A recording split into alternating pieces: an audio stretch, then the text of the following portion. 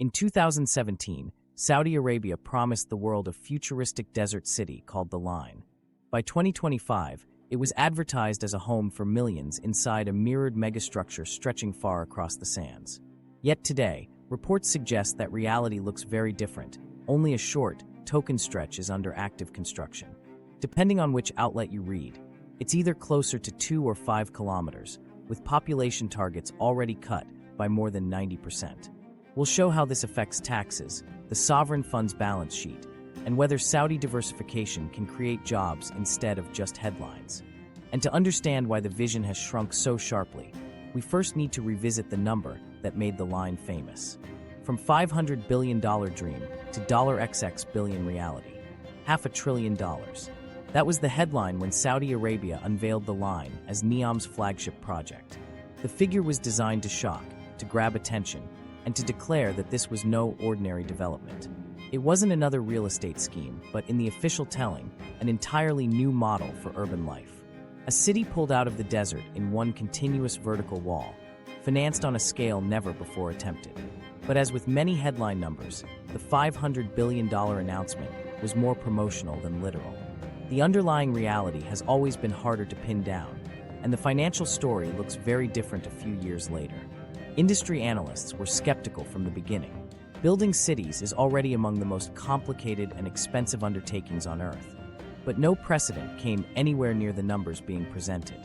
Comparable megaprojects worldwide, rail networks, airports, even whole capitals, tend to register in the tens of billions, not in the hundreds of billions. The line's figure was treated in the international press as a bold claim rather than a feasible budget line item. Independent experts noted from early on that the costs could easily escalate well beyond what had been declared. That skepticism was later reinforced by reporting on Saudi Arabia's own internal reviews.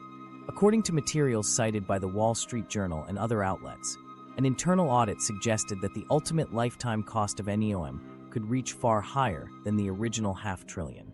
Some internal estimates even ran into the trillions, up to $8.8 trillion in the most extreme scenario, if everything envisioned were ever pursued. These were not public targets, but they underline how far the official branding number sat from what experts inside the project considered plausible risk. The $500 billion mark became less a financial plan than a global marketing tool, a way of setting the project apart by sheer scale. What has actually been committed looks far more modest. Reports and financial disclosures suggest that tens of billions have gone into NEOM's early phases, largely infrastructure, utilities, worker housing, and preparatory works. Some sources, including audits reviewed in international press, put the amount already allocated at over $50 billion.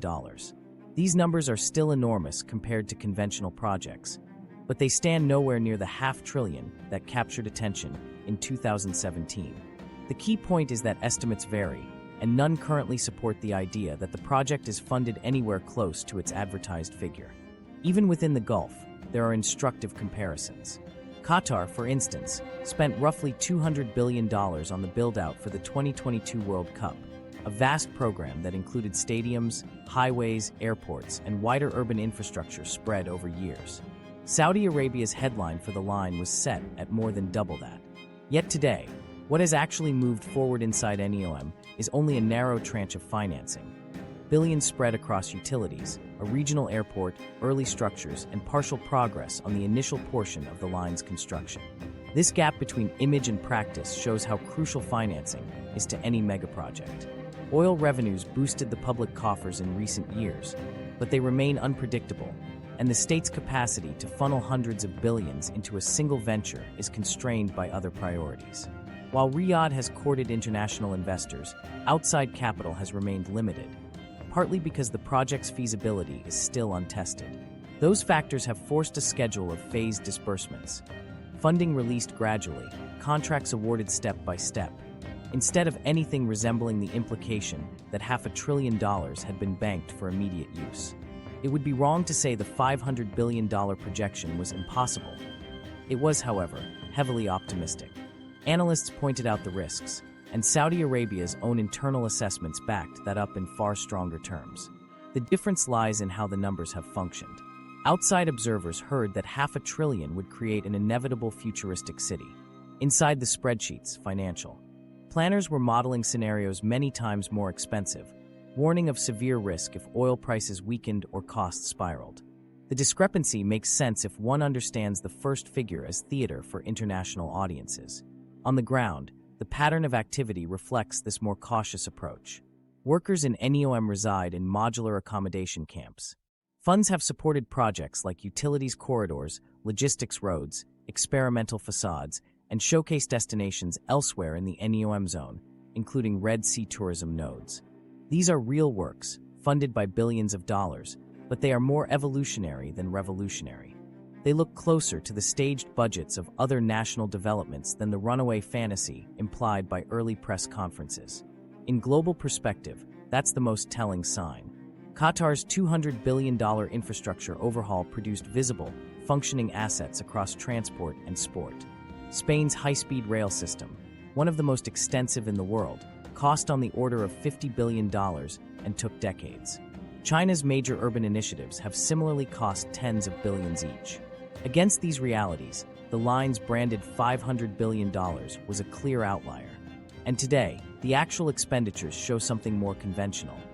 Expensive but not unprecedented, and certainly not boundless. The shift in numbers has also changed the perception of the project within Saudi Arabia.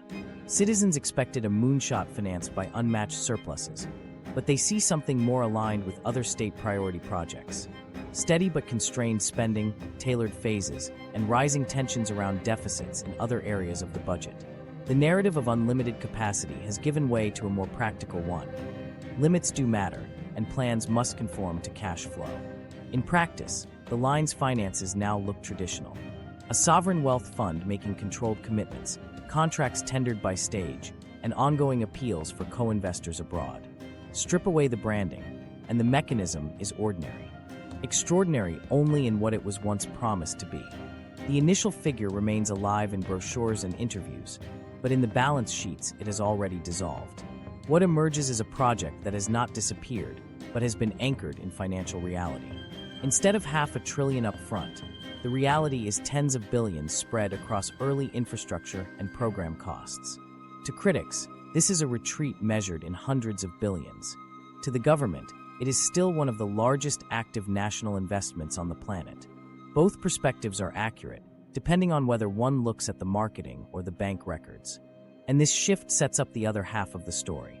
Because if the funding arc has bent downward into something modest and phased, what does that say about the physical city itself, its advertised footprint, and the version that is actually being built? The shrinking city. The original pitch was staggering. A single city drawn in a straight line across 170 kilometers of desert. Two mirrored walls rising taller than the Empire State Building, 200 meters across, enclosing vertical layers of residences, parks, schools, offices, and transport. This futuristic canyon was meant to concentrate 9 million residents inside one sleek, continuous strip.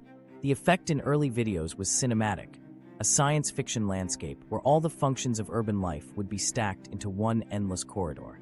That was the dream laid out to a global audience. By 2025, the reality is far smaller. Independent reporting and satellite images show active construction only on the initial modules of the project, not the full line. Bloomberg reported that visible steel, excavation, and foundations cluster around roughly 2.4 kilometers, while other outlets in NEOM's own references describe a central stretch closer to 5 kilometers under phased development. Whichever figure is taken, it is still a single-digit fraction of the 170 kilometers once promoted. At ground level, that means the distance is comparable not to a megacity, but to a business district footprint. The population numbers mirror this contraction. Saudi press releases still mention the figure of 9 million, but internal expectations have shifted to a fraction of that, perhaps hundreds of thousands over decades if growth unfolds in successive phases. In percentage terms, more than 95% of the promised urban scale is postponed beyond the medium term. This does not mean the project has been abandoned, only that official reviews have redefined what is realistic in the initial stages. Internal board assessments recognize the impossibility of immediate 170 kilometers development and reposition the line as a staged build, with near-term ambitions visibly reduced. Taking these adjustments together, the project has moved from grand redefinition of civilization to something closer to a concentrated urban cluster. Workers and machinery are on site. Towers are being framed, utilities corridors have been laid out, and some foundations are evident. But compared to early promises, the visible progress translates not into a planetary new model for urban life, but into a compact real estate enclave, an area measured in kilometers, not in tens of them. The contrast is amplified by continuing reliance on promotional imagery. Marketing still shows glossy renders of a mirrored canyon tumbling endlessly across desert hills, with mass transit whizzing below and lush gardens spilling out of glass walls. Yet drones and satellite shots demonstrate a much narrower truth. Clusters of construction equipment, excavation trenches, and partial steel skeletons confined to a small segment of ground. To reconcile the imagined and the actual requires a suspension of disbelief. Observers note that such shrinkage is common in outsized developments. Large coastal reclamations, futuristic theme parks, or even new capitals are often scaled back dramatically once costs crystallize. For the line, the drop is sharper because the original numbers were so inflated. A wall said to run 170 kilometers today amounts to 2.4 to 5 kilometers of early work. Measured against initial claims, the downsizing lands somewhere between pragmatic construction management and unintentional parity. And yet the reduced footprint does still carry significance. A 2-kilometer spine can support rows of towers, a commercial strip, and some transport links suitable for thousands of residents and workers. A 5-kilometer tranche would allow even more. Enough space for a dense hub marketed to investors and wealthy residents. Seen through that lens, the project is still live, still staffed, and still absorbing billions of dollars. But it is no longer equivalent to New York or London packed sideways into the desert. It resembles instead a branded district for offices, luxury apartments, and infrastructure showcases. If the original renderings suggested something you could see from outer space, the scaled project is comparable to the size of a long boulevard in Dubai or a redeveloped central strip in an Asian capital. The satirical contrast between what was promised and what is underway is hard to ignore. What was pitched as civilization reimagined could now be walked end-to-end in less than an hour. The once sweeping line across Saudi Arabia is currently just a dash. Still, photos from the site show something tangible. Crews are operating heavy equipment, skeletal high-rise frameworks are taking shape, and utilities are being laid out. Construction villages support rotating shifts of workers. These details have the look of an ordinary large-scale mixed-use development, rather than a singular redefinition of urban life. Impressive at one level, but at another it signals that the original narrative is out of reach, at least in the foreseeable future. Timelines only deepen the point. If progress remains at current speeds, doubling or tripling the built length would require decades. Even 10 kilometers, a fraction of the original vision, could take years of continuous funding and effort. Official reevaluations of scope have implicitly acknowledged this, planning for near and medium-term horizons defined by a handful of kilometers, not hundreds. Time and costs, as always in construction, have narrowed ambition further. Academic specialists view this recalibration as a textbook case of megaproject dynamics. A bold launch number intended for political theater soon encounters engineering limits, budget reevaluations, and investor caution. Instead of overnight civilization rebuilds, the result is step-by-step development under real-world constraints. The line is no exception, only an extreme example because its frontier claims were so totalizing. What exists now is both remarkable and ordinary. Remarkable in that crews are genuinely attempting to build a kilometer-scale glass-walled city block in the desert. Ordinary because phasing reduces pomp into stages analogous to many other urban redevelopment programs worldwide. It no longer serves as a new model for the entire species. It fits instead into the long story of projects that shrink when faced with reality. Recognizing this difference matters because it frames expectation. The decision to scale down was not hidden. Project reviews and official adjustments have openly moved the line from 170 kilometers immediate build-out to concentrated modules. The breathtaking figures are still used, but in practice they serve as aspirational branding, while shorter tranches represent actual progress. Understanding that gap clarifies the present, without overstating collapse or pretending the grand design is still unfolding as first promised. What remains of the concept has fewer than 5 kilometers active, population figures cut to a small fraction, and horizons recalibrated to match budgets and feasibility. By isolating the scale that has been lost, observers can measure the remaining city against its initial theater. It now appears less like a planetary prototype and more like a controlled, government-backed experiment in high-density desert building. This leaves a central question about what quality is materializing within that cluster. Because when the line was announced, the features topping headlines were not only its immense scale, but its promise of technology beyond anything seen in a working city. Bold claims went far beyond glass walls and density. The true draw was supposed to be the science fiction elements that would distinguish life there. And those promises, too, now face their own comparison with what has been delivered.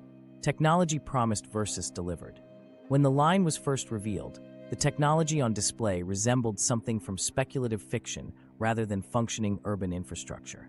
Saudi Arabia's launches showcased soaring images of jet-powered taxis whisking between mirrored towers, personal robot assistants trailing residents, and even the idea of an artificial moon hovering over the desert skies.